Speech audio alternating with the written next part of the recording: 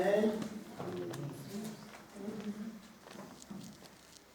Antes crescer na graça e no conhecimento do Senhor e Salvador Jesus Cristo. A Ele seja dada a glória, assim agora, como até o dia da eternidade. Amém? Amém. Pode sentar. Glória a Deus. Irmãos, estamos aqui, mais um dia para estarmos dando continuidade às nossas aulas, a qual nós começamos aqui já tem um tempo, nós falamos sobre vários assuntos aqui. Deixa eu falar.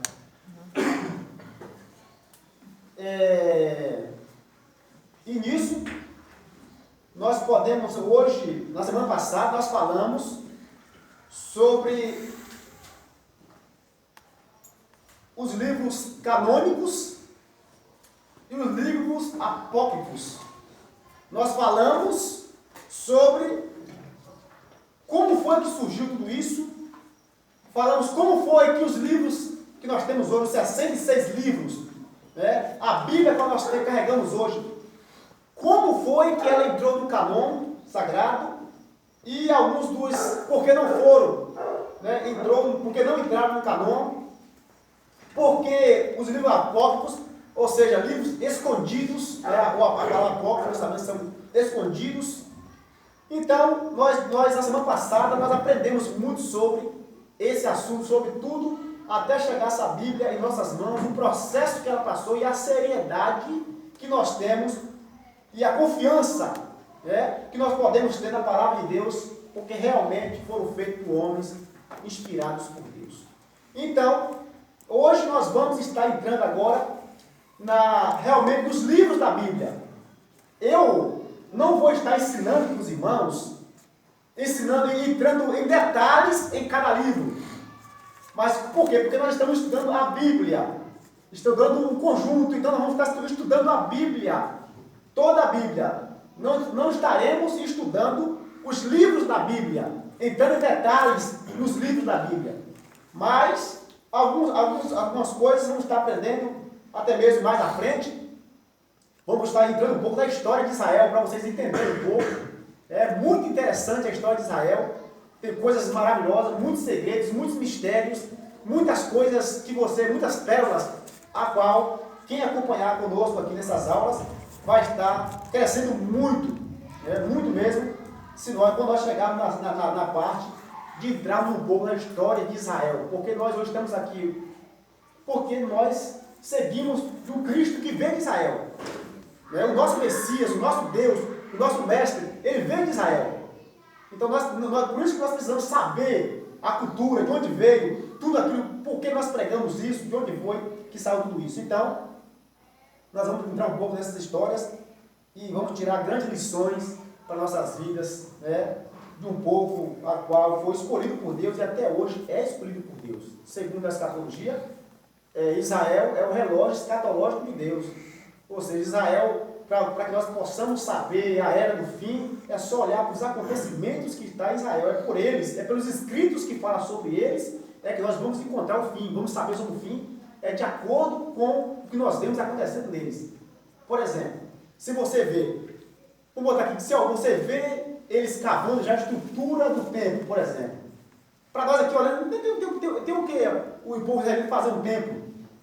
Mas o dia que nossos olhos vê aquele povo, os israelitas, cavando, fazendo a estrutura de um templo para Deus, é um sinal que realmente o arrebatamento da igreja está pertíssimo.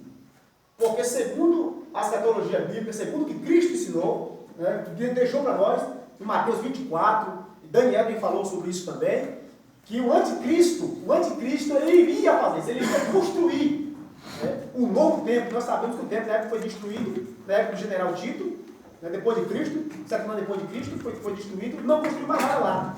E o dia que esse templo é erguido, é o sinal que o anticristo, aquele o falso Messias, está lá de volta. Então, esse é o sinal da vida do Senhor Jesus Cristo. Então, tudo que nós vemos, hoje, por exemplo, Israel está lutando lá, brigando ali com os árabes ali. Isso faz parte do final, isso aí faz parte da preparação para o anticristo começar a entrar em cena.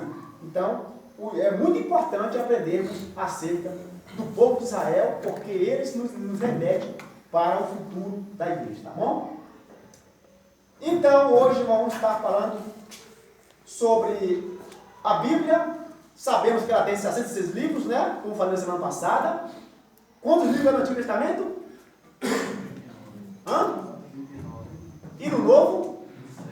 27. Então, a Bíblia é dividida em duas partes, né? Antigo e Novo Testamento. Nós falamos, tem 66 livros, e esses 66 livros, eles são divididos em 9 grupos. Podemos dividir. Os judeus dividem em 3. Algumas denominações dividem em 4. Mas o mais normal é dividir em 9 grupos. E nós vamos hoje falar sobre esses 9 grupos a qual a Bíblia é dividida.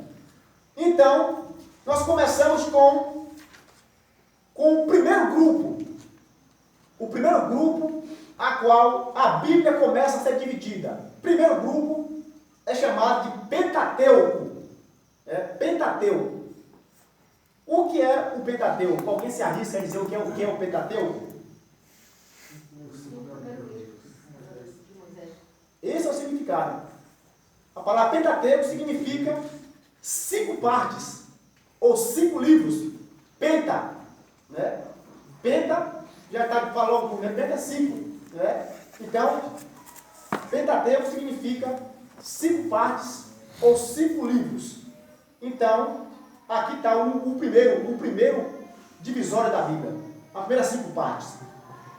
E quem sabe dizer o nome desses 5 primeiros livros da Bíblia?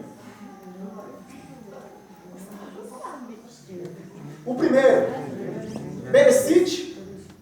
O segundo, Shemot. O terceiro, Vaikra. O primeiro, segundo, terceiro. O quarto, Bemidebá. E o quinto, Devarim.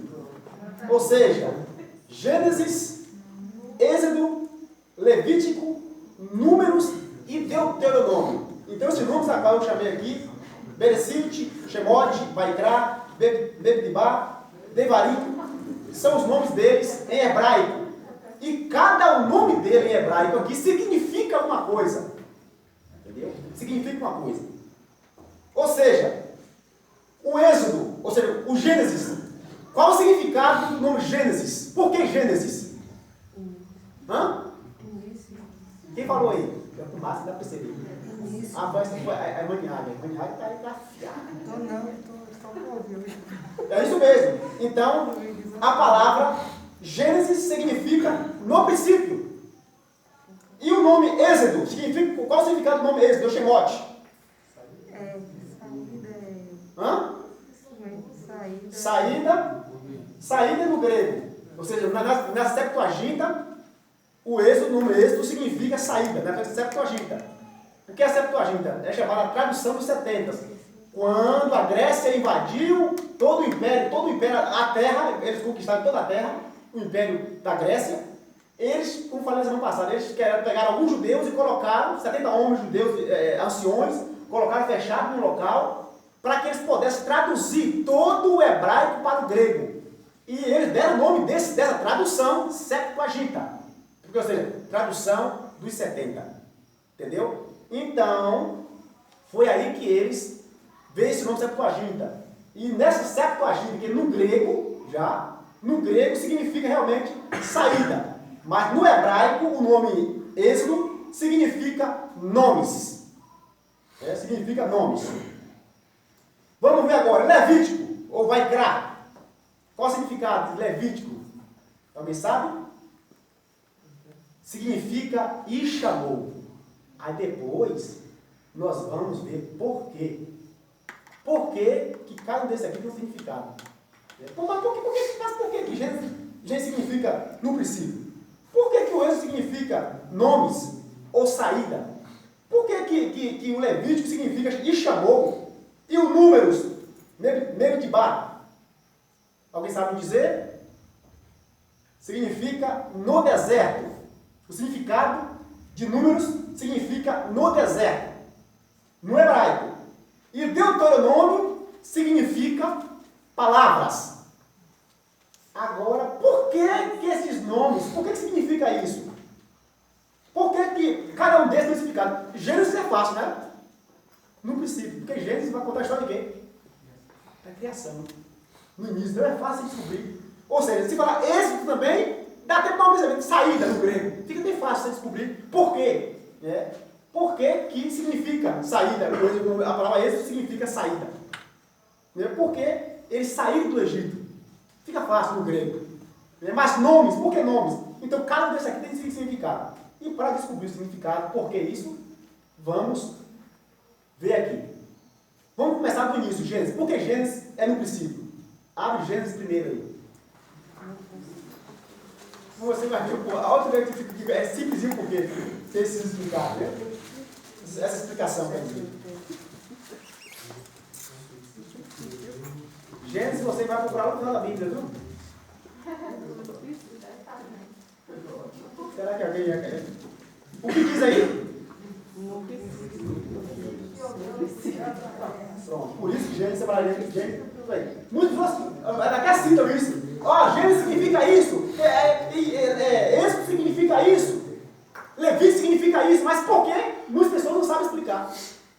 Vamos ver o Êxodo agora. Abre Êxodo primeiro. Você vê o que diz Êxodo primeiro. Entendeu? Olha por quê? Olha o significado disso. Estes, pois, são os nomes dos filhos de Israel. Pronto. Entram no Egito com Jacó. Abre Levítico primeiro. Vai entrar. E chamou.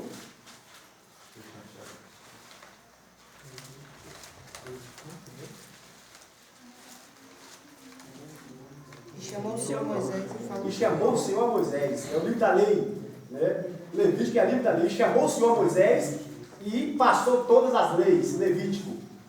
Números.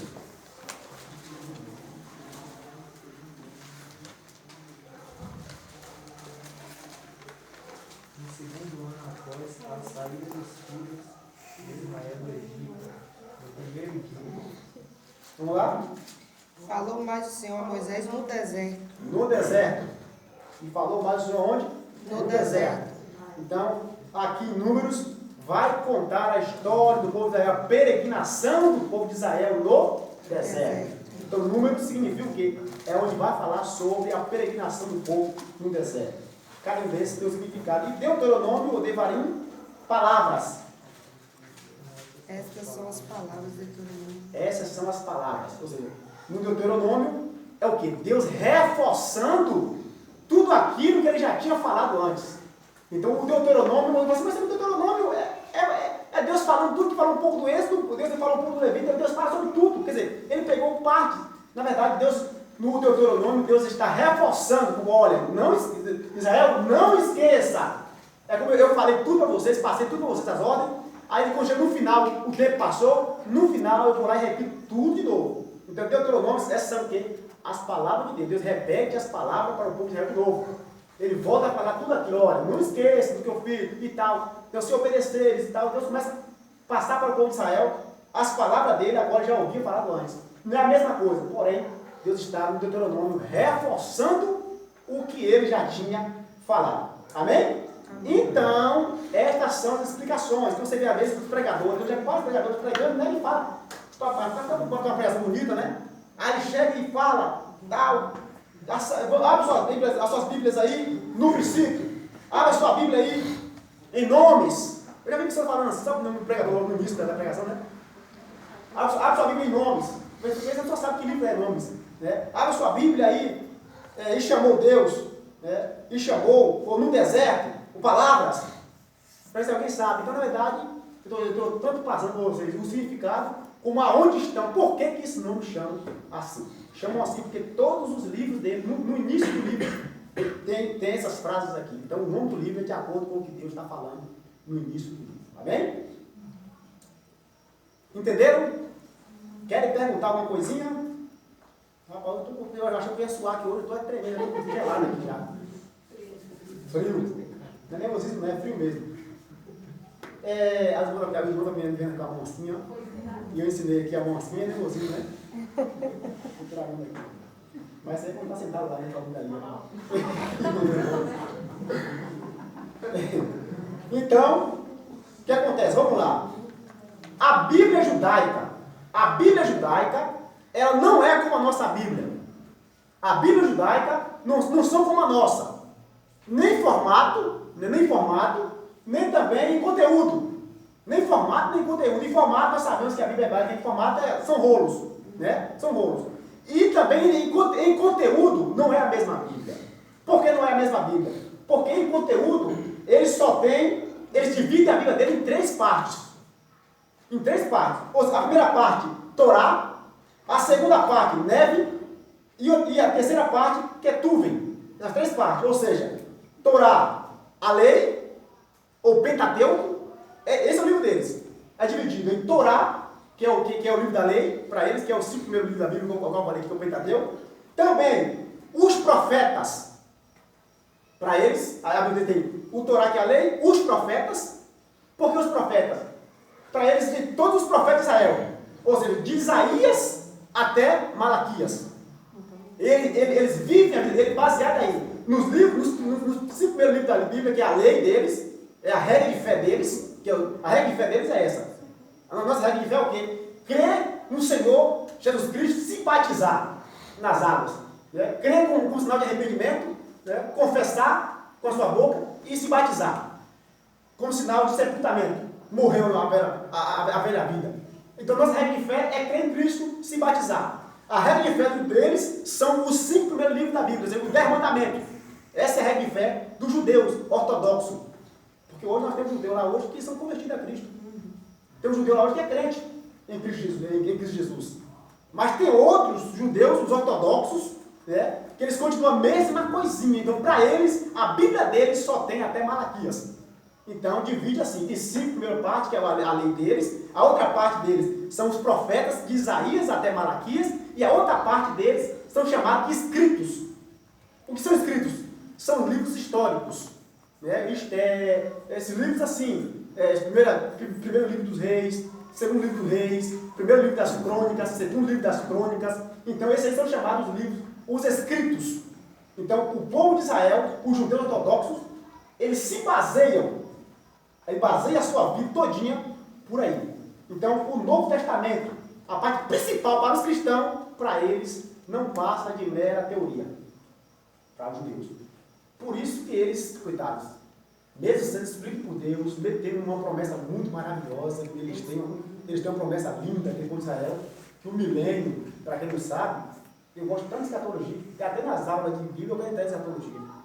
Então, quer dizer, é tão importante a promessa de Deus na vida deles, que no futuro, na época do milênio, Jesus vai voltar de novo. Vai voltar de novo e vai reinar literalmente lá. Vai ser o que eles rejeitaram naquela época que ele veio, ele vai voltar de novo e vai ser aquilo. Vai reinar 1000 anos na terra, literalmente.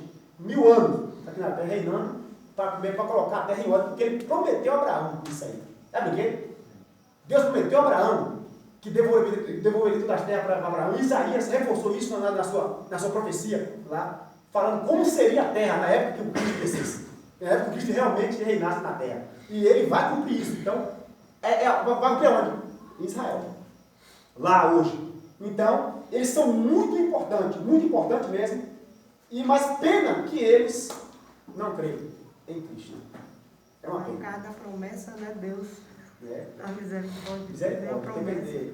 Deus abriu um espaço de tempo para nós, para a igreja, que é a 6ª dispensação, tem 7 dispensação. Aí a igreja é a 6ª dispensação, como se fosse a igreja de Filadélfia ali. A igreja de Filadélfia significa a igreja do arrebatamento, que é a igreja Laodiceia, é a igreja a qual, antes do avivamento, né?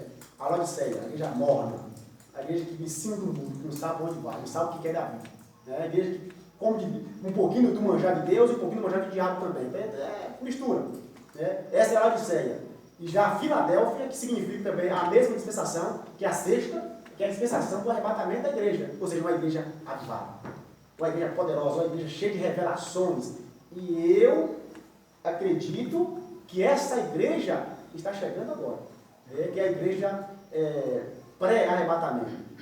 próximo do arrebatamento. Eu acredito que está chegando para nós e eu quero fazer parte dessa igreja. Eu acredito que eu vou fazer parte, eu acredito que você vai fazer parte dessa igreja.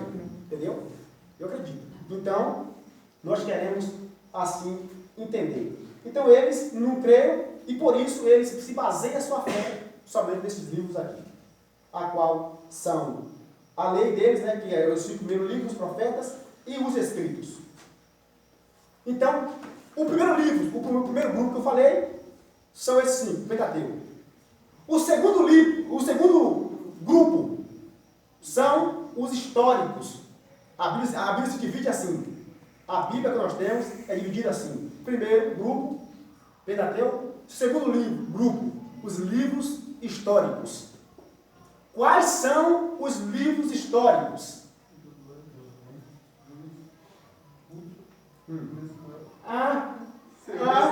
Até eu. Meu livro com a Bíblia aberta na capa aqui, ó. Tem tudo na Bíblia aqui, ó. Ele tá aqui, né? Ó, vai aí, desse pé, amigão. Josué, Juízes, Ruth. Rapaz, não passou outro pra ele. Tá lá. Sim. Não, se quiser decorar, decora. Eu decorei meu CPF, minha identidade, tudo. Na época de aplicação, eu decorei tudo. Porque de vez eu esquecia. Então eu decorei CPF e a identidade. Chegava lá, só falava. Até hoje eu sei ainda, os dois. Entendeu? Decorei, não pode decorar. Decora. Se quiser decorar, decora. Então, eu não decorei ainda. Não decorei. Então vamos lá.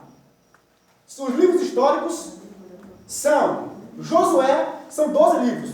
Josué, Juízes, Ruth. 1 Samuel, no hebraico, eles só tem um só. Samuel é um livro só. Segundo Reis é um livro só também, e Crônica também é um só. Para nós, na nossa Bíblia, é dividido. Né? Mas lá não tem divisória, é um só. Mas na nossa aqui é 12, porque vem 1 Samuel, 2 Samuel. Primeiro livro dos reis, segundo livro dos reis. Primeiro livro das crônicas e segundo livro das crônicas. Esdras, Neemias e Esther. Estes são os livros históricos. Pastor Moisés, mas qual a importância de nós sabermos os livros históricos? Qual a importância? Por isso que eu digo, para uma pessoa que não se importa para aprender, para falar, não tem necessidade nenhuma. Entendeu? Não tem. Mas para uma pessoa que quer se apresentar, uma pessoa que tem desejo de crescer, de falar, entendeu? De aprender, é muito importante. Por exemplo, quando se fala livros, eu vejo muitas pessoas falando isso. Abra sua Bíblia aí em 1 Samuel. Abra sua Bíblia aí em 1 Reis. Quer dizer, não passa, mas para quem realmente quer falar sério, saber como é pronunciado, saber como é o correto, é assim que funciona. Livros é livro, primeiro livro, não é a primeira já vai entrar na outra parte. Carta, a primeira carta, a segunda carta. Então, quando se fala dos livros históricos, se trata assim, por exemplo, Josué, Juízes, certo? Ruth, certo? Primeiro livro de Samuel, segundo livro de Samuel, entendeu? Primeiro livro dos reis, entendeu? Segundo livro dos reis, primeiro livro das crônicas, segundo livro das crônicas, quer dizer, então são livros, e por isso é primeiro. Tanto, aqui no caso, o primeiro livro de Samuel vai relatar sobre o reinado de alguns reis de Israel. A saber mais, Davi, Saul, e um pouquinho sobre antes da época que era rei. Depois que eu concluir essa parte aqui, eu vou entrar na parte, começar pelo primeiro rei de Israel e vou finalizar no último rei de Israel. Para vocês verem até onde Israel teve rei. E até a divisão, que é a parte histórica de Israel, é dividida em duas partes também. Antes cativeiro e pós-cativeiro. Então vamos ver até o cativeiro, quem foi rei, e depois do cativeiro, se teve algum rei. E vamos aprender muito com isso, muita coisa com isso aí. Então, os livros históricos, eles são pronunciados assim, primeiro livro dos reis, segundo livro dos reis, para quem quer realmente aprender e pronunciar, e quer falar certo, falar correto, e ser uma pessoa reconhecida. Pronto. Ah, pastor, mas como eu já falei aqui, mas o pastor fulano de tal, famoso aí, por exemplo, não, mas o pastor Ciro Malafaia, fala a primeira vez, acabou, não, nem fala nada. Meu irmão, você fala, hoje se ele falar nada, hoje se ele falar um pouco, nem sabe o que está falando mais. Não vem nem qual que ele fala mais, é Ciro Malafaia está falando. Entendeu?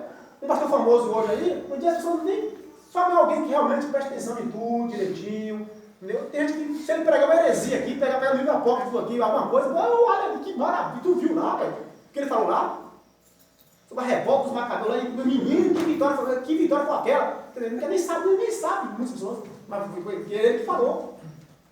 Então, não importa muito o que fala, mas quem está falando. O que fala é 7%. Então, o que acontece? Eu quero no início. Quando alguém estava chamando para pregar no início, quando alguém era convidado a ministrar, pensa que era assim, tá ruim, que era assim, e assim, depois que a pessoa toma o banho, não acabou. Aí agora, depois que domina, fica fácil. Mas normalmente é assim que funciona.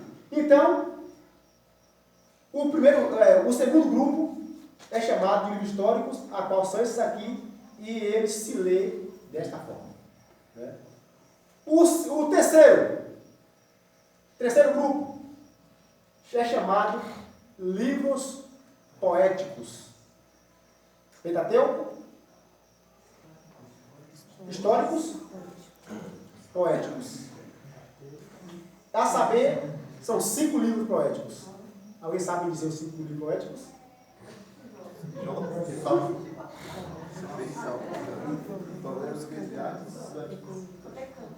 Isso aí. Então, os livros poéticos, eles começam de Jó, Salmos, Provérbios, Eclesiastes e Cânticos, ou Cântico dos Cânticos, né? Ou Cantares. Então, esses 5 livros são chamados de livros poéticos. Aí, mas pastor Moisés, mas para que também? Isso aí. É a mesma coisa. Os livros poéticos também, eles têm a forma de se ler. Uma poesia, por exemplo, poesia. Não tem esse negócio de pontos. Então, os livros poéticos também, eles não se leem com capítulos e versículos. Livros poéticos é números e versos. Entendeu? É assim que funciona. Por exemplo, pastor Moisés, a gente pode às vezes, não, até eu, às vezes a gente esquece. É habitual você ler todos os livros da Bíblia normal. Abre a sua Bíblia em Jeremias capítulo 2, versículo tal. Aí você abre Salmos aí, capítulo 1. Mas se você realmente, como eu falei, muitas vezes, não sei hoje talvez essa era está mais, mas na época quando eu pregava lá no início, as pessoas estavam olhar muito esse negócio. Eu não estou falando de alguns tipos de igrejas. Mas algumas igrejas que são mais teológicas, são mais de palavra, gostam de ouvir palavra e tal, eles observavam muito isso. E de acordo com aquelas regras que eu falei com vocês lá, de acordo com aquelas regras, como você se portar, como você chega para falar, como você lê o texto, de acordo com aquilo, e como tu lê o texto, acabou, já perdeu já metade dos pontos para eles. E isso aqui é uma das coisas muito sérias. Por exemplo, eu entendo. Quando chega o pregador, quando ele saúda, quando ele fala a Bíblia, quando ele começa a falar o texto sagrado, que ele vai ler, e depois que ele lê, acabou, para ele já vai descansar. Talvez não, mas que muitos já começam assim. Abram vossas Bíblias, por exemplo, no livro dos Salmos, de número 2, a partir do verso 23. Esse cidadão, ele estuda. No mínimo isso. Esse cidadão, ele estuda um pouco. Mas o ruim de tudo, meus irmãos, é que nós fomos formados numa geração que não gosta de estudar. Não gosta. Aí põe a culpa, não, porque que nada, né? Liberação de Deus, não precisa ser uma liberação de Deus. Entendeu? Aí para cantar, é a mesma coisa. Não, ensaiar? Pode ensaiar não. Esse negócio de ensaiar, vocês vão ensaiar. Entendeu? O negócio vai ser na hora. A unção de Deus vem na hora. Entendeu? O Espírito Santo vai usar você. Então não precisa tu ensaiar, não precisa ensaiar, não precisa orar, não precisa você ler a Bíblia, estudar a Bíblia, anotar alguma coisa, não precisa não. Normalmente, nós fomos criados nesse tipo de ambiente. Muitas pessoas não querem esse tipo de ambiente. E na verdade, é o que nós temos às vezes, é isso aí. Pessoas às vezes muito ignorantes, Falam coisas com coisas, às vezes por não serem instruídas, que precisa aprender. Principalmente quem fala, quem gosta, é bom aprender, é bonito, é legal, é bom. Entendeu? Em todos os aspectos. Então, aqui nos livros poéticos, normalmente esses livros aqui que são Salmos, Provérbios, Eclesiastes, ou seja, começa Jó, Salmos, Provérbios, Eclesiastes e Cantares, ou Cântico dos Cânticos. Esses livros aqui é chamado livros poéticos. Para os judeus, livros da sabedoria, principalmente o Provérbios, o Eclesiastes. Diga, irmã Elisete. Todos eles vão ler livro e verso ou só é o salmo? Todos 5 poéticos. Todos eles eu vou ler assim. Todos 5. Tem o caso do Jó, Salmos, Provérbios, Eclesiastes e Cântico dos Cânticos. Esses 5 aí são chamados livros poéticos. Ou seja, no livro hebraico, na Bíblia hebraica, eles não têm. Entendeu? Eles são todos unidos. Ligados, não tem nada para separar. Até porque as Bíblias originais, como eu falei, os rolos não tem, nenhum deles tem. Mas depois houve essa divisão. E nesses aqui não tem divisão. Entendeu? É porque são louvores, e nem nós lemos, né? Mas são hinos. É porque é diferente a cultura deles. Certo. Alguém olha assim, pastor, mas o que tem a ver com poesia isso aqui? Para nós talvez não, mas para eles, lá na cultura deles, o estilo de escrita daqui, dos livros de Jó, desses livros aqui, são poesias, né? Conselhos. Eu digo assim, na hora que eu for ler Sim. ele lá na frente, todos esses 5 eu vou ler, tipo, se foi Jó, falar assim, vou abrir no livro, não é isso? Sim. Número e verso. Verso. Ah, sim. Então todos os 5 é isso. O salmo fala número, né, pastor? Hã? O salmo fala número, né? Todos eles. Todos eles. Abra vossas Bíblias aqui, Salmo olha. 91, verso. Abra sua Bíblia aí em Jó, de número 2, de número 40, de número 20, verso X. Abra sua Bíblia aí em Provérbios, de número 3, verso. Todos eles se falam dessa forma. Ele toma a diferença no caso do salmo, porque o salmo, quando a pessoa vai ler, você sempre fala assim, no verso, tem isso não fala versículo. O salmo é verso. Sim, todos eles. Esses 5 aqui é assim. Agora, você vai ver normalmente, muitos pregadores, tem pessoas famosas. Por quê? Vou falar com você. Acabou. Entendeu? Faz de qualquer jeito. Eu faço de qualquer jeito. Muitas pessoas falam, mas eu falei, quer fazer o certo? Quer alguém chegar e falar, não importa, se me importa, não gosta, você quer falar o certo? É assim que funciona. Entendeu? O certo é assim. Por isso que são divididos assim a Bíblia. Né? Porque cada um tem o seu lugar certo. Como eu falei, tudo na Bíblia tem o seu formato certo. Então esse aqui é o formato certo. Por exemplo, eu particularmente, eu gosto disso. Eu gosto, onde eu vou, eu gosto de chegar e falar certo. Entendeu? De querer falar do jeito que é correto.